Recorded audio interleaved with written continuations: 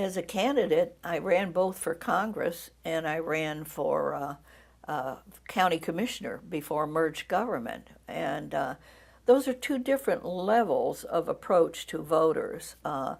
When you run for Congress, you're running on issues that are national in scope, but yet you're dealing with people who may not totally agree with some things you believe in, and that's pretty tough. I will give you an example. I spoke before the Fraternal Order of Police, and you go through a question and answer period after your presentation, and a police officer said to me, "Well, where do you stand on capital punishment?" And I said, and I knew what he wanted me to say, and I said, I am opposed to capital punishment. I believe that parole, if it's a heinous crime, like killing a police officer, I believe that a life without parole could be just as devastating as killing somebody for committing a crime. Well, of course, I didn't get the support of the Fraternal Order of Police that night, but a woman police officer came up to me and said, "You know, you really have a lot of nerve to answer that question the way you did." And so I was just trying to say that there are different levels of approach to the voter that you have to understand. But if you come to a voter and they know you're phony and that you're going to tell them only what you think they want to hear, you're not going to win an election. So, were you elected to office? I was elected. I was a county commissioner before merged government and represented a huge part of Louisville and Jefferson County, both the inner city and out to the county boundaries. How many years did you serve? Well, unfortunately, I only served 2 because of the fact that I was opposed to merged government for a number of reasons. I was opposed to the plan for merged government at that time. So in the middle of my term, they were having a vote on merged government, and I wasn't voted out of office, but I was, because they totally reorganized the representation. What made you decide to run for office? You were a mother, you were a wife, you're working, you got a lot going on, you've been working with candidates. Why would you say, I'm going to put myself out there? Because I had been helping other people run for office, and I finally decided, you know what, I think I'll run for Congress. It was an interesting time in my life. My husband had died, and I was alone, and I just had been involved at the national level with both the Women's Educational Fund and the Women's Political Caucus, and I thought, I think I can do this.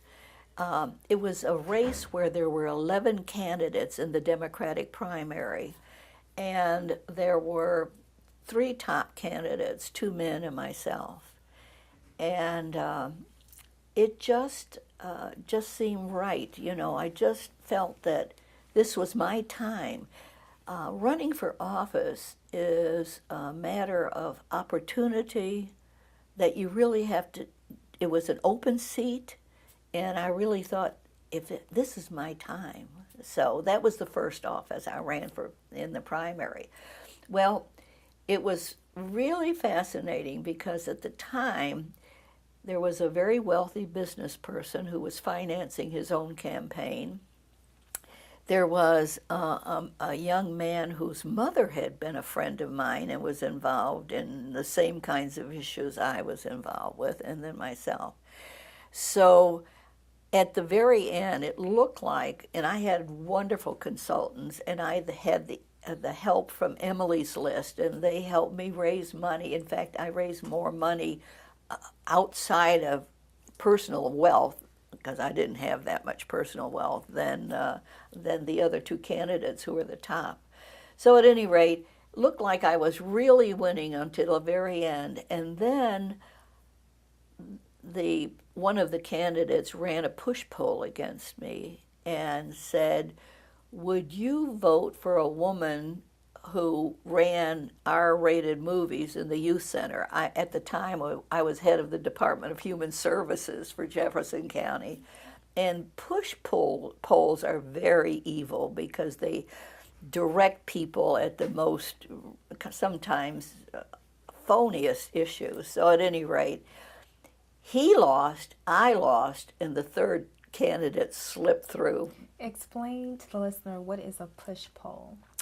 A push poll is a telephone poll that people use to in some way denigrate a candidate, and they do a lot of opposition research and try to find just something to discourage candidates from voting. And the R-rated movie at the youth center at the time probably was R-rated because of violence, not because of sexual sexual content.